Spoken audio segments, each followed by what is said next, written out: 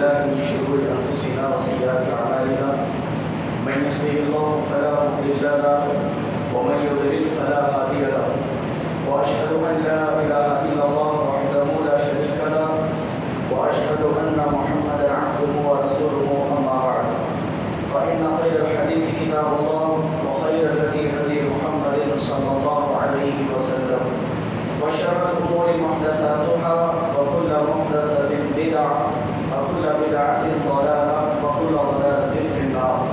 وقال الله عز وجل في القرآن المجيد: أعوذ بالله من الشيطان الرجيم بسم الله الرحمن الرحيم يا أيها الذين آمنوا اتقوا الله حق تقاته ولا تموتن إلا وأنتم مسلمون.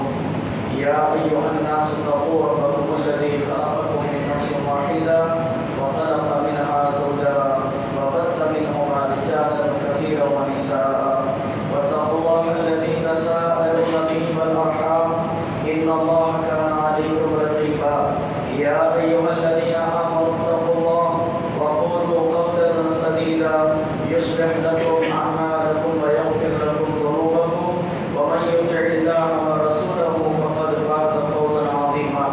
وقال تعالى في مقام آخر: بسم الله الرحمن الرحيم قاف والقرآن المجيد بل عجبوا أن جاءهم منذر منهم فقال الكافرون هذا شيء عجيب أإذا متنا وكنا ترابا ذلك رجع بعيد قد علمنا ما تنقص الأرض منهم وعندنا كتاب حفيظ بل كذبوا بالحق لما جاءهم فهم في أمر مريج أفلم ينظروا إلى السماء فوقهم كيف بنيناها وزيناها وما لها من فروج والأرض مددناها وألقينا فيها رواسي وأنبتنا فيها من كل زوج بهيج تبصرة وذكرى لكل عبد منيب ونزلنا من السماء ماء مباركا فأنبتنا به جنات وحب الحصيد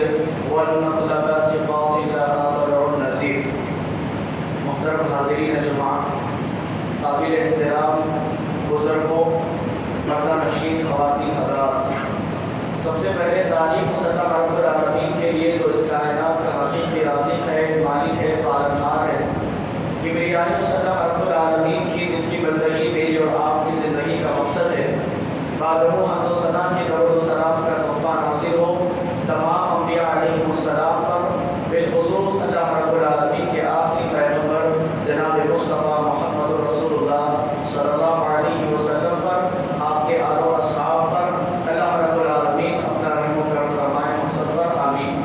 حاضرین کرام، اللہ رب العالمین کا فضل و احسان ہے کہ رمضان مبارک کے مہینے سے ہمارا گزر ہو رہا ہے. یہ وہ مہینہ ہے جس میں اللہ رب العالمین نے جنت کے تمام دروازوں کو کھول دیا اور جہنم کے سارے دروازوں کو بند کر دیا گیا. اور اللہ رب العالمین کی جانب سے منادی ندا لگاتا ہے: یا باغی الخیر اقبل و یا باغی الشر اقصر، کہ اے نیکی کا ارادہ رکھنے والے آگے بڑھ اور اے گناہ کا ارادہ رکھنے والے رک جا. یہ رمضان مبارک کا مہینہ ہے، برکتوں والا مہینہ ہے، اللہ تعالیٰ کی رحمتوں کو سمیٹنے والا مہینہ ہے. بڑا ہی خوب مہینہ اللہ رب العالمین نے ہماری قسمت میں ہمیں عطا فرمایا. یاد رکھیں کہ ہم سے پہلے کتنے لوگ تھے جو پچھلے سال جنہوں نے ہمارے ساتھ رمضان مبارک کے مہینے کے روزے رکھے، ہمارے ساتھ انہوں نے تراویح کی نماز پڑھی اور دیگر عبادات میں ہمارے ساتھ شریک تھے، لیکن اللہ رب العالمین نے اس رمضان کے آتے آتے انہیں اس دنیا سے اٹھا لیا اور وہ اپنی خواب گاہوں میں جا کر کے آرام کر رہے ہیں. اور پتہ نہیں اگلا سال ہمیں ملنے والا ہے کہ نہیں، پتہ نہیں کہ آئندہ سال ہماری زندگی میں رمضان آئے گا کہ نہیں آئے گا. تو لہٰذا جو وقت اللہ تعالیٰ نے دیا ہے اس کو غنیمت جان کر اس کے اوپر عمل کرتے ہوئے اللہ رب العالمین کی رضا کو حاصل کر لے. کیونکہ اللہ رب العالمین نے رمضان کے اس مہینے کے تعلق سے اور اس کے آخری عشرے میں آنے والی 5 راتوں میں سے ایک رات جو واقع ہونے والی ہے لیلۃ القدر، اس لیلۃ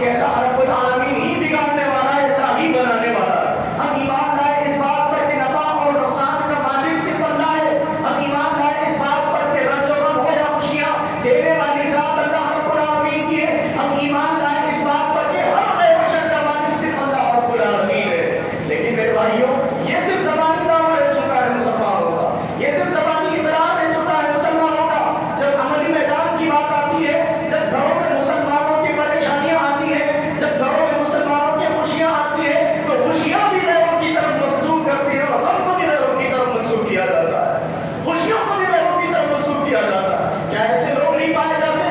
اولاد تو دینے والا اللہ ہے، لیکن اولاد کے پیدا ہونے کے بعد اللہ کے علاوہ اللہ تعالیٰ کی بارگاہ میں شکریہ ادا کرنے کے بجائے غیروں کے نام کا جا کر سوا کرتے ہیں، غیروں کے نام کی قربانی کرتے ہیں، غیروں کے ممنون اور مشکور ہو جاتے ہیں۔ ہونا تو یہ چاہیے کہ اللہ تعالیٰ کی ذات کے ممنون اور مشکور ہو، لیکن اللہ تعالیٰ کی ذات کو چھوڑ کر غیروں کے مشکور ہو جاتے ہیں۔ میرے بھائیوں، خوشیاں اور غم کی تمام کا مالک اپنے غیروں کو سمجھا، اور یہی وجہ ہے کہ آج مسلمانوں کا عقیدہ یہ ہے، آپ دیکھیے گھر سے آدمی نکل رہا ہے کسی اچھے کام کے لیے، اپنے کام کے لیے جا رہا ہے، راستے میں اگر بلی راستہ کاٹ دے تو بتائیے کتنے ایسے مسلمان ہیں جو اپنے گھروں کو واپس چلے جاتے ہیں، اپنے گھروں کو کام چھوڑ کر کے واپس چلے جاتے ہیں۔ عقیدت یہ ہے کہ اب کام نہیں بنے گا، گھر میں سے نکل رہے باہر، اگر چوکٹ میں کوئی چھینک دے گھر کو واپس آ جاتے ہیں۔ یہ عقیدہ ہے کہ اگر چھینک دے تو کام نہیں بنے گا جانے کا، اس پر آپ نے یقین کیا۔ بتائیے کیا یہ اللہ تعالیٰ پر توکل ہے؟ اللہ تعالیٰ پر کیا یہ بھروسے کے مناظر ہے؟ بتائیے یہ امت کہ اللہ تعالیٰ اس پر کیسے رحم کرے جس کا عقیدہ تاریخوں پر ہو، جو تاریخ کی نحوست پر یقین رکھتے ہو، جو مہینوں کی نحوست پر یقین رکھتے ہو، جو دنوں کی نحوست پر یقین رکھتے ہو، جو جہاں شمنے کو کوئی خوشیوں کا کام نہیں کرتے ہو، جو 9 تاریخ کو کوئی خوشیوں کا کام نہیں کرتے ہو، جو 18 تاریخ کو کوئی خوشیوں کا کام نہیں کرتے ہو، جو محرم کے 10 دن کی جو 10 دنوں میں خوشیوں کا کام نہ کرتے ہو، ان تمام امت کے عقائد پر اللہ تعالیٰ کیسے ان کی رحم کے اوپر رحم فرمائے؟ تو بتائیے یہ تمام چیزیں کب آتی ہے؟ جب اللہ تعالیٰ پر بھروسہ نہ ہو، جب اللہ رب العالمین کے فیصلوں پر یقین نہ ہو۔ سب دن اللہ کے زبان سے جملہ کہہ دیتے ہیں، لیکن پھر بھی جب کبھی تاریخ بٹھانے کے لیے کیلنڈر لے کر کے بیٹھتے ہیں تو بڑے بزرگ حضرات کی زبانوں سے نکلتا ہے منگل کا دن رکھو، اسی طریقے سے جہاں شبے کے دن نکاح رکھو، 4 شادیاں ہوتے یا اتوار کے دن نکاح رکھو۔ یہ تمام نحوستیں بیٹھنے کے بعد بیٹھک میں کیوں آتی ہے؟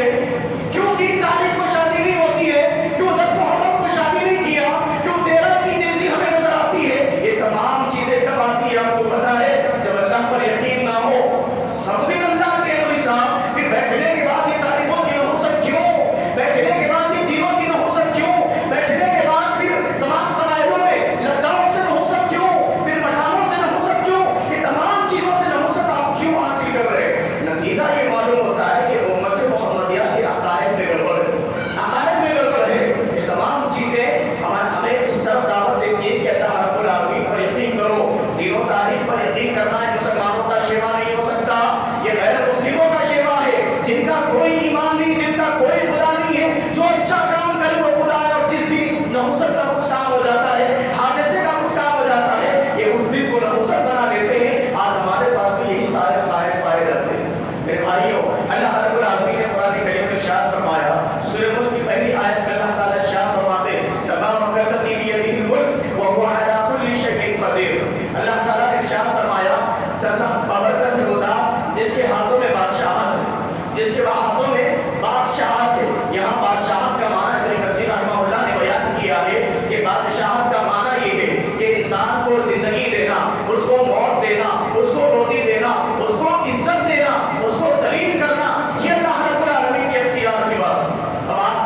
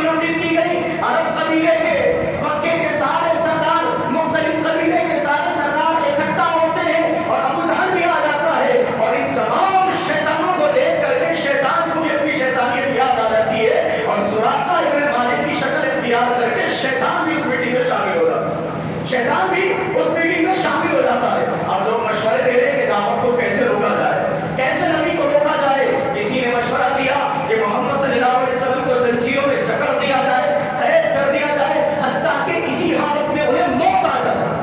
مشورے کے بعد ایک نے کہا کہ نہیں ایسے نہیں ہو سکتا، نبی کے صحابہ ان پر جان نثار کرتے ہیں، کیا زنجیروں میں جکڑے رہنے دیں گے؟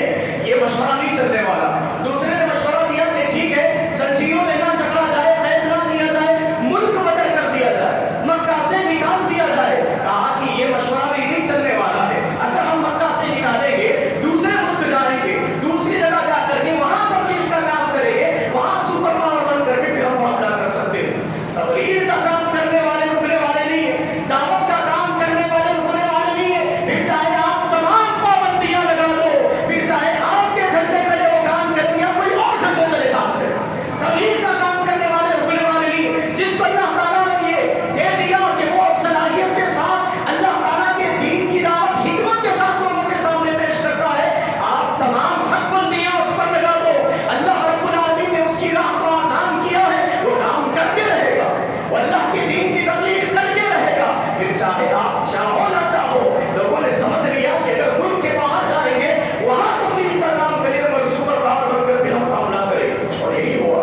اور یہ بھی مشورہ قبول نہیں ہوا تو آخری مشورہ یہ دیا گیا، ایسا کرتے ہیں کہ سب مل کر کے اللہ کے نبی صلی اللہ علیہ وسلم پر یعنی محمد رسول اللہ پر یک بار ہی وار کر کے ان کو قتل کر دیتے تاکہ معاملہ ہی ختم ہو جائے، اور سب مل کر کے یہ کام کریں۔ کوئی ایک کرے گا تو لوگ یعنی ان کے قبیلے والے نبی صلی اللہ علیہ وسلم کے قبیلے والے ہم سے قصاص لے سکتے ہیں، لہٰذا تمام قبائل کے سردار مل کر کے حملہ کریں گے۔ اس طریقے سے نبی صلی اللہ علیہ وسلم کا قتل سارے قبیلوں پر بٹ جائے گا اور کوئی ہم سے قصاص نہیں لے سکے گا، کوئی ہم سے قصاص نہیں لے سکے گا۔ اس پر سارے متفق ہوئے، اس پر سارے متفق ہوئے۔ متفق ہونے کے بعد انہوں نے ایک رات کا تعین کر لیا کہ آج رات نبی صلی اللہ علیہ وسلم کے گھر کا محاصرہ کیا جائے گا، نبی صلی اللہ علیہ وسلم کے گھر کا گھیراؤ کیا جائے گا، اور رات کے آدھے حصے میں ہم نبی صلی اللہ علیہ وسلم کے اوپر وار کریں گے اور اللہ کے نبی صلی اللہ علیہ وسلم کو قتل کر دیں گے۔ یہ ان کے مشورے کی انتہا ہوتی ہے، یہ ان کے مشورے کا اختتام ہوتا ہے۔ اللہ تعالیٰ تو سب دیکھ رہا ہے نا، تم کس کے بارے میں سازشیں کر رہے ہو، تم کس کے بارے میں مکر کر رہے ہو۔ وَمَكَرُوا مَكَرَ اللَّهُ وَاللَّهُ خَيْرُ الْمَاكِرِينَ، تم سے بہتر پلان کرنے والا اللہ تمہیں دیکھ رہا ہے کہ تم کس کے بارے میں چالیں چل رہے ہو، تم اس کے بارے میں چالیں چل رہے ہو جو اللہ کا حبیب ہے، تم اس کے بارے میں سازشیں کر رہے ہو جو اللہ رب العالمین کا خلیل ہے، جس نے اپنے نبی کو آخری نبی بنایا اور جس نے اپنے نبی پر ہمیشہ سلامتی نازل فرمائی اور کہا ان اللہ وملائکتہ یصلون علی النبی یا ایھا الذین آمنوا صلوا علیہ وسلموا تسلیما اللہم صل وبارک علیہ۔ اے بھائیو، اللہ رب العالمین جس پر سلامتی کا پروانہ نازل کرے، یہ بندے بیٹھ کر اس کے بارے میں سازشیں کر سکتے ہیں۔ اب اللہ رب العالمین نے حضرت جبریل علیہ السلام سے کہا جبریل جاؤ میرے نبی کو خبر تو دو، معلوم تو کرو میرے نبی کو کہ ان کے بارے میں پلاننگ کیا چل رہی ہے، سازش کیا چل رہی ہے۔ حضرت جبریل علیہ السلام ہواؤں میں اڑتے ہوئے آتے ہیں اور اللہ کے نبی صلی اللہ علیہ وسلم کو ایک پیغام دیتے ہیں کہ اللہ کے رسول اللہ رب العالمین نے آپ کو ایک پیغام بھیجا ہے کہ کفار مشرکین آپ کے بارے میں یہ سازش کر رہے ہیں، یہ پلان کر رہے ہیں، لہٰذا اللہ نے آپ کو حکم دیا کہ آج رات آپ اپنے بستر پر نہیں سوئیں گے، آج رات آپ اپنے بستر پر نہیں سوئیں گے، آج راتوں رات آپ مکے سے مدینے کی طرف روانہ ہو جائیں۔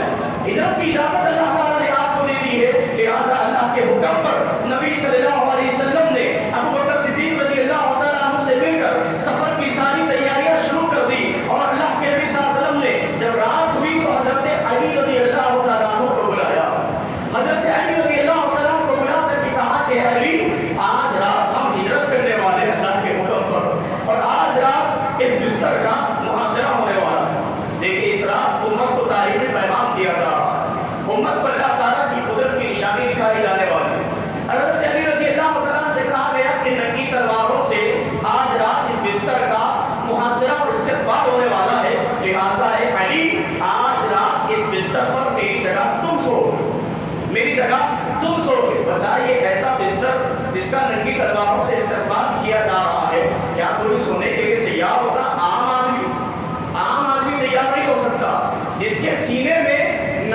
زبان پر یقین ہو، جس کے سینے میں توکل ہو کہ اللہ کے نبی اپنی زبان رسالت سے کچھ نہیں کہتے، وہی کہتے جو اللہ تعالیٰ کی وحی نازل ہوتی ہے۔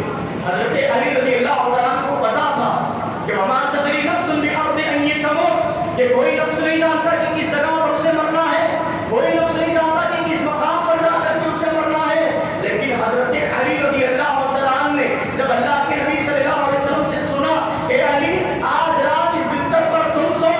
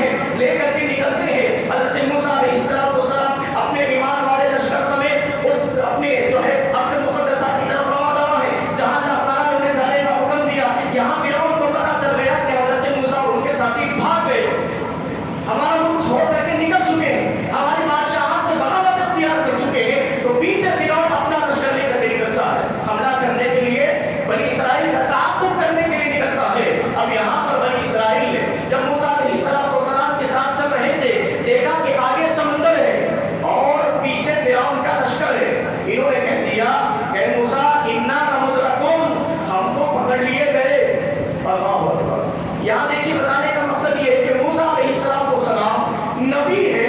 اللہ کی رہبری کے بغیر بندوں کو لے کر کے نہیں نکلتے. بنی اسرائیل کو یقین ہونا چاہیے تھا, اللہ پر بھروسہ ہونا چاہیے تھا کہ اللہ نے جب کہا موسیٰ سے کہ میرے بندوں کو لے کر کے نکل جاؤ تو وہ فرعون سے نجات دلائے گا, یہ یقین ہونا چاہیے تھا. لیکن انہوں نے کیا کہا اپنی زبان سے, یا موسیٰ انا لمدرکون, ہم تو پکڑ لیے گئے, تم نے ہم سے وعدہ کیا تمہارے آنے سے پہلے بھی ہماری اولاد قتل ہوتی تھی, اب تمہارے آنے کے بعد بھی ہماری اولادیں قتل ہو رہی ہے, تمہارے آنے کا کوئی فائدہ ہمیں نہیں پہنچا. جب انہوں نے کہا کہ اللہ تعالیٰ کے توکل کے خلاف انہوں نے جملے کہے اور کہے کہ ہم تو پکڑ لیے گئے, موسیٰ علیہ السلام نے کہا کلا, ہرگز نہیں, ان ربی معی سیہدین, کہ اللہ تعالیٰ میرے ساتھ ہے, مجھے سیدھا راستہ دکھانے والا ہے.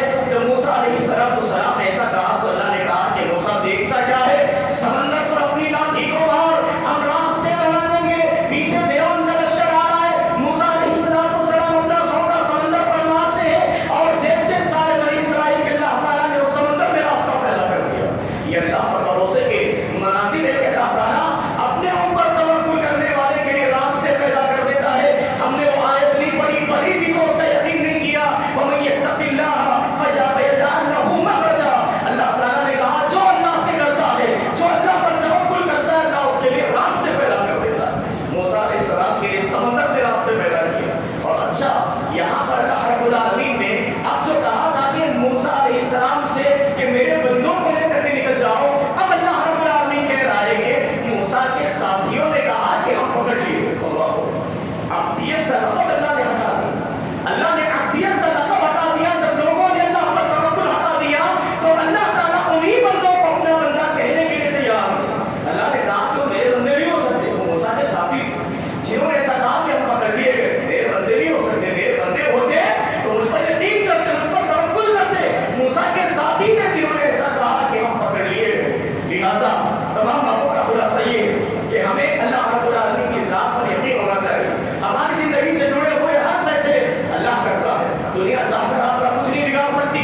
دنیا چاہ کر آپ کے بارے میں جتنی بھی سازشیں کر لے, اللہ کی تقدیر غالب آتی ہے, اللہ رب العالمین کی تقدیر غالب آتی ہے. لہٰذا لوگوں سے ڈرنا نہیں چاہیے. اگر آپ نے کسی کام کا ارادہ کیا, دنیا داری کا ہو یا دین داری کا ہو, دعوت و تبلیغ کا ہو یا کسی مساجد کی تعمیر کا ہو, اگر آپ نے ارادہ کر لیا, اللہ تعالیٰ کی ذات کہتی ہے فَإِذَا عَزَمْتَ فَتَوَكَّلْ عَلَى اللَّهِ, اگر آپ نے ارادہ کر لیا ہے اب اللہ تعالیٰ پر یقین کرے. فَتَوَكَّلْ عَلَى اللَّهِ, اب اللہ تعالیٰ پر یقین کرے.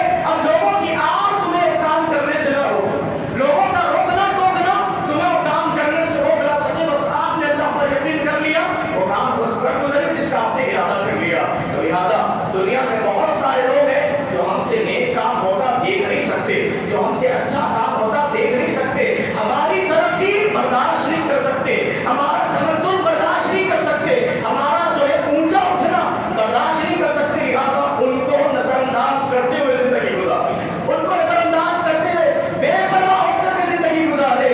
اگر ہم کچھ غلط بھی کر رہے ہیں, ہماری تمام عقیدت اللہ سے, ہمیں جزا اور سزا دینے والا مالک ہے. ہمیں کسی چیز کے اوپر جزا یعنی فائدہ یا نقصان دینے والا اللہ تعالیٰ ہے. پھر ہم لوگوں سے کیوں ڈرے, پھر ہم لوگوں کی آڑ کو کیوں اپنے سر پر لے کر کے گھومے. لہٰذا بے پرواہ ہو جائیے لوگوں سے, اسی طرح جس طرح انبیاء بے پرواہ تھے.